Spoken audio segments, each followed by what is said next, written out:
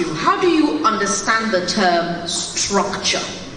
In what ways do you think young people running political movements today are building structure for themselves and for their preferred candidates? Okay, so the first thing I would say is that the young people, or should I say youth, so young people somehow might sound condescending. I would say the Nigerian youth do not know how to build the kind of structure that has been destroying Nigeria, so that's the whole thing. So because what we've had, what they call the structure, is a thing that has really been, destroying the nation as it is. For me, what I see as structure are the people. The people are the structure. It's not the building that you have, it's not anything. When the people decide that they're going to participate in election, definitely they will become the structure. And I think about like 3 or 4 years ago, I started saying we needed to, first of all, Nigeria does not need more activists. Nigeria needs more active citizens, and that's what we're seeing right now. And so about 3 years ago, I started saying we all have to be political activists.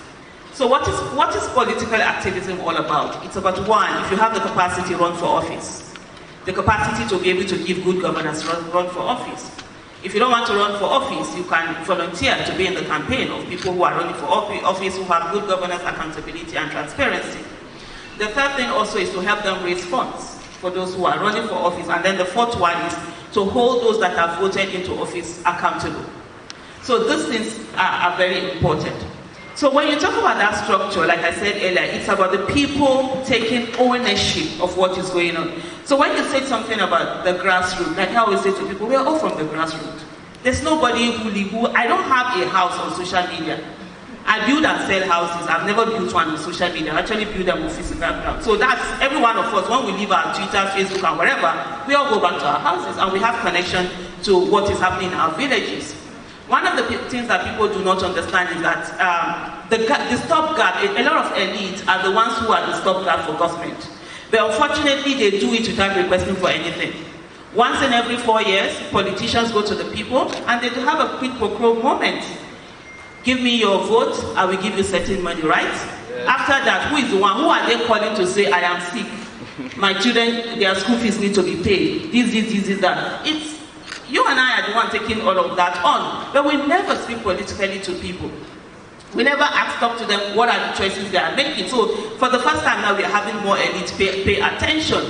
A lot of people do not realize the relationship between governance and their lives. And then there are a lot of more people who are not educated. I always say that democracy without education is a disaster. I'm going to relate this all to the question you're asking. Democracy without education is a disaster, and that's the reason why a lot of people deliberately have broken our educational institution into a place whereby people are coming out, even when they have university degrees, they are not educated. And so, beyond the people, there are people who are literate, who collected their certificates but left education back in school. There are people who never had the opportunity to be in school. So I always say to everybody, for the education that you have, it's not for you alone. It's for millions of other people who have not had the opportunity to be educated. And so we all have to leave our sanctimonious thrones and come down and meet the fish seller in the market and let her understand the relationship between governance and her life, the relationship, the fact that her child that she has worked so hard to send to school and has finished university and hasn't gotten a job. Now, it is not village people that have denied the child the job. It is not enemies, as we are being told. It's simply because the government is not doing the things that they're supposed to do, and so there's contraction in the economy, and then there are no jobs available. Even the little jobs that are there, people are being thrown into the unemployment market. So when you connect all of this dots and people begin to do that, that's the structure, and that's what we're seeing right now. We see a situation whereby the citizens of the nation have actually woken up and they've occupied that their office of the citizen and they're putting in all the work, and they're going everywhere to reach out to people and then create this structure, this so-called structure that is needed. One of the things you must never take away is the role that money plays in politics. A lot of people, there's no how you're going to, politics is not a love affair. I think someone wrote a book and said love does not win elections. That's right. So I'll quickly round up on this. You need money. So money is one of the things that they also call structure. And that's why I said to people, we must put our monies where our votes are.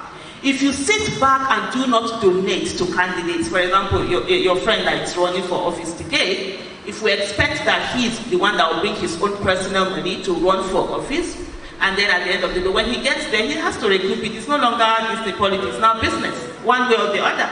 Whether you're doing it ethically, legally, or whatever, you'll be looking for ways to do that. Or otherwise, what now happens is that if he doesn't win and then it keeps on going, the next time he will not be able to participate. And so what we've had with the situation whereby we left only the politicians to bring their own money to run for office is that people with credibility, people who have served and have been incorruptible, they are not able to participate in the political process because they do not have money. So when we bring our money, every one of us say by the time we put 100 naira together, we'll have something. By the time we put 1,000 together, we'll have something, and we're able to donate it to people who are running for office.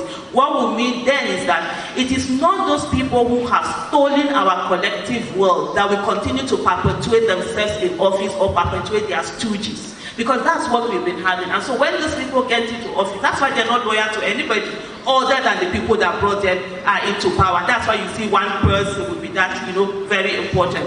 So when you have, in the structure also, there's also financial structure, which is what we are seeing right now.